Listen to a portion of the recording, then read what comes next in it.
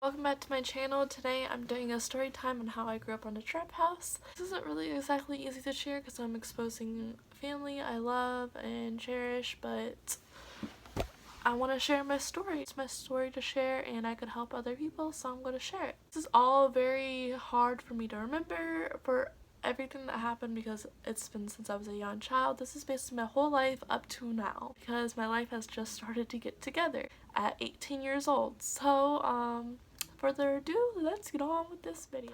So, my life was great from 0 to 6 years old. I had the perfect American dream. When I was 6, my dad lost his job. It took a toll on my parents' marriage, and my mom was having an affair with my dad's friend. My dad let move in with us. So we had no money. My parents were drinking heavily, and my mom started smoking cigarettes at 30-something years old. Perfect habit to pick up when you have no money, and perfect habit to pick up when you have young children. And smoking around them and promoting smoking and secondhand smoke, great choice. After all that happened, I think they started the drugs then. I really don't remember if they did or not. But we started losing this perfect dream house, my childhood home, the home I love. We started losing it.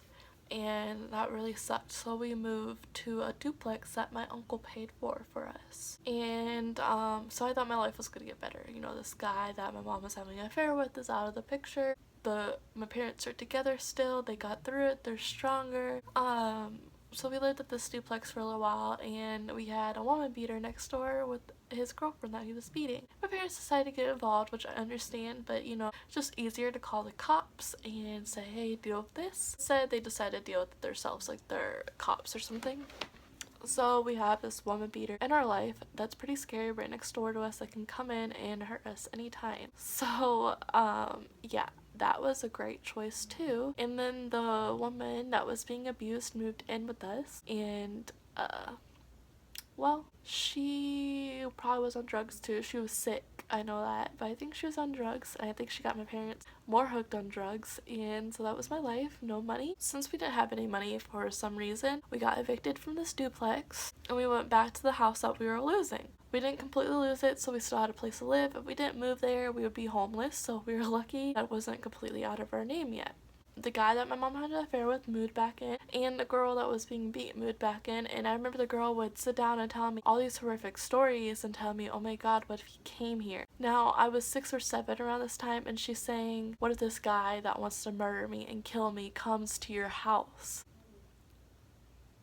Who says that to a 7-year-old? So at 7 years old, I had this fear that this guy was going to come and kill all of us. And at some point, we had my uncle move in, and then his girlfriend too, and they were on like crystal meth and everything like that. They stole Game Boys, everything that we had that was nice. They took it all. They stole my dad's money, credit cards, everything like that, and dipped out of my house randomly. That was great to wake up to and deal with. Parents were on drugs, and we had all this stuff going on and crime in my home that I don't even remember or understand. So then we move again because we lost this house because they didn't pay any payment. So we moved to, my dad got a pretty nice job, and we moved to this beautiful home on the canal. Huge backyard, huge house, huge room. I was like, okay, this is it. This is the home. We're gonna stay here. This is it. I was wrong. I remember one night specifically, my mom woke me up at 4 in the morning and said, get ready for school. Be late for school, and it was 4 in the morning, and my school didn't start till 9 o'clock. I was very confused. I would stay up all night and take care of my mom. Friends couldn't sleep over because parents knew my parents were on drugs. We had FBF come, which is CPS in Kentucky, to our house many times. They just didn't do anything about it. Me in this house, my mom and all of us had to deal with a great death, and that was losing my grandmother. And you know what happened? She overdosed. So I lost my grandma to an overdose, and it was to an overdose. So yeah.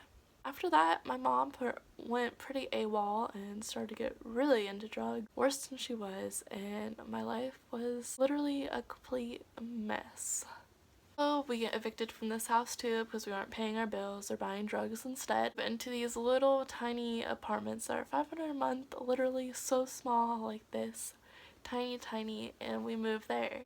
I knew this wasn't my breakthrough because I was tired of getting my hopes up. I knew my life was gonna be hell, so it really was. Next door to us, we had more people that did drugs. It got my parents even more hooked. My parents kind of forgot about me and my sister. Me and my sister went without food and clothes, and we missed a lot of school. My sister's kind of in her own world. She was in middle school, I was in elementary school. My sister kind of did her own thing, and I kind of was lost and alone for a little while, and that was really hard, and I started developing depression in the 3rd grade. By this point, I have lost a lot, and I have moved a lot, and for child development, that's extremely terrible for that. And I had really bad social skills. I didn't talk, and I wouldn't even talk to my teachers.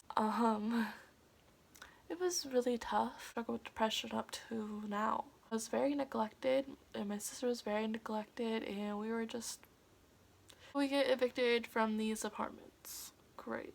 Right? Great. So we're evicted from these apartments, and we move into a house really close to my 2-story childhood home. This was very exciting because we had a lot of friends in this neighborhood, so I was thrilled to move back out here. I was like, at least I can get away from home. My uncle moved in, and he was on drugs, and his girlfriend was in and out of jail. I remember at one point someone came in our house in handcuffs saying they were running from the cops. My parents were on drugs. My house was disgusting. My mom tried to kill herself right in front of me and my sister on her mother's death anniversary.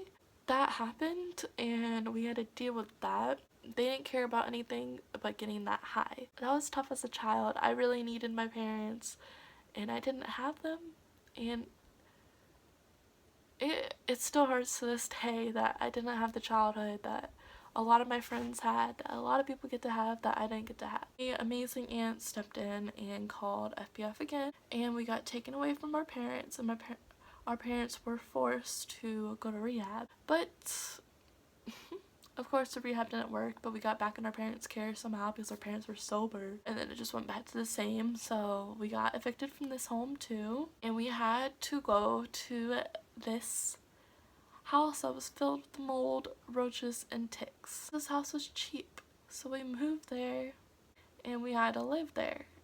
And I lived there for many years.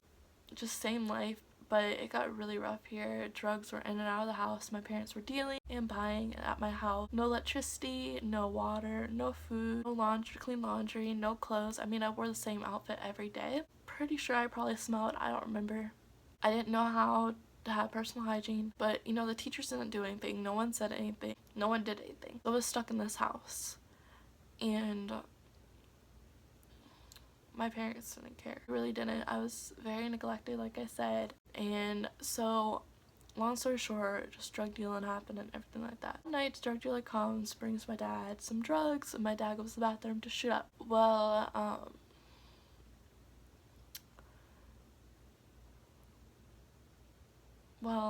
I found my dad. First I hear my mom screaming and freaking out. So I go see what's wrong because my worst fear is my parents were going to overdose and die. And my dad was on the floor with a needle in his arm, and he was blue. And I seen this as a child in elementary school. That's one thing I can't erase from my mind, no matter how hard I try. And my dad did not die, thankfully. I tried to call 911, and my mom would not let me. I called them, they answered, and my mom told them I was lying. I still have nightmares to this dream about this day.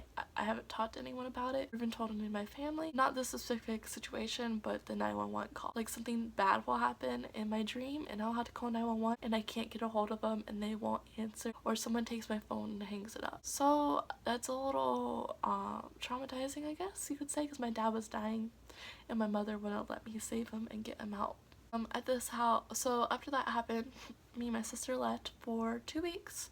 We ran away basically to her boyfriend's house, and I was friends with his little sister. They took care of us, they took us in. It was very nice, a good break.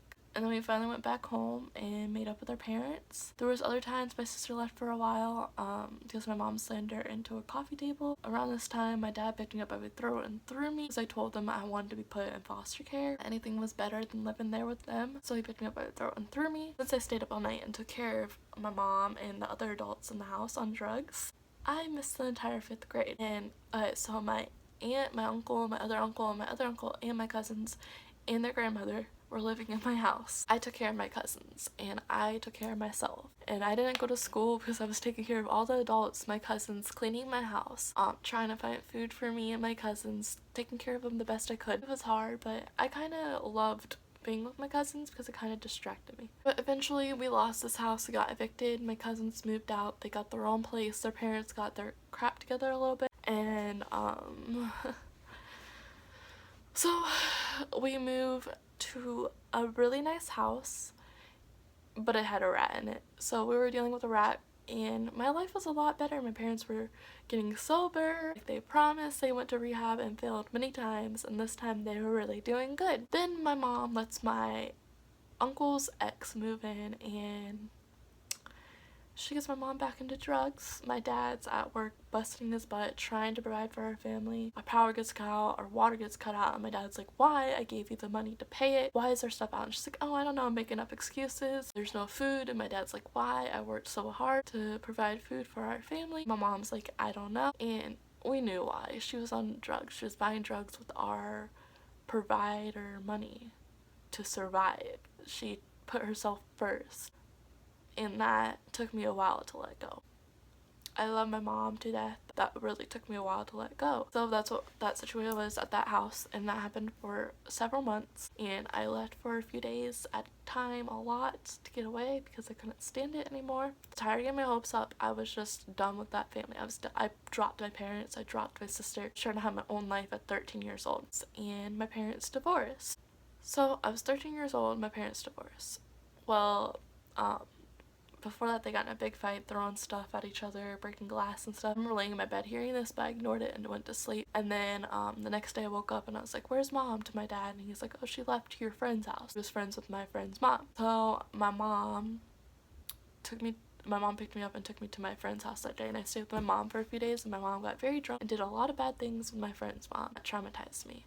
And then my mom moved to her second cousin's mother's house, and they get an apartment. She gets a boyfriend. Long story short, it was a trap house there too. And I moved with my dad to my uncle's, and I wasn't allowed to visit my mom because of this. And I did holidays without my mom. It was hard to even get a hold of her. It was really hard. Then my dad finds a girlfriend, and so he starts dating this girl. So we moved from my uncle's, which was, there was parties full of weed, alcohol, everything like that. Like my dad was not doing good, my uncle wasn't doing good. My life sucked. So there was weed, alcohol, big parties like every night on school nights, everything like that. So that was tough to deal with, and we dealt with it for a while. But then my dad found this amazing woman and became his girlfriend. She was amazing at the time. We moved into her apartment in Fort Myers, Florida. It was a nice area, gated community, beautiful. I felt like I was on vacation all the time. I loved my life. I loved it. That was one time where I felt so good. I get along with my sister though, and I never really understood until we got our house with her and they got married. So she became my stepmom, and we got a house together, and we lived there. I lived there for 3 years, and she emotionally abused me. She emotionally abuses my dad. She's bipolar and doesn't get medicated for it. And it was really tough to go through everything I went through, and then all of a sudden this woman that made my life better makes my life hell again. So I was working really hard and trying to pass school in high school, and I was providing everything on my own. The only thing they provided for me was a roof over my head. I have food, nothing like that. So before all this, my mom moved to Kentucky to get sober and everything like that. Got in trouble here, but she is better now. And so I decided to move here, and now that's where I'm here in Kentucky, and I'm happy, and my life is great, and my mom's doing amazing. And me and my mom have a great relationship now, and it's great. But I went through a little storm, but the sunshine shined through. And I'm so thankful, and I thank God every day for this. My story time. I'm sorry if it was a little jumbled up and crazy and not explained well. Really, really hard to explain. I'm sorry if I looked down and over because there's notes there for me to read, because it is so much for me to remember and explain. As I was explaining it, I realized I flip-flopped some things, like this house, I was really before this house, but it doesn't really matter. I got the gist out there, and yeah, so I'm sorry if this is a mess, but I tried my best, and I hope I helped someone realize that there is light at the end of the tunnel. Just stick through and life will get better. If you enjoyed this video, give me a thumbs up if you survived through this whole entire thing, and I'll see you in my next video.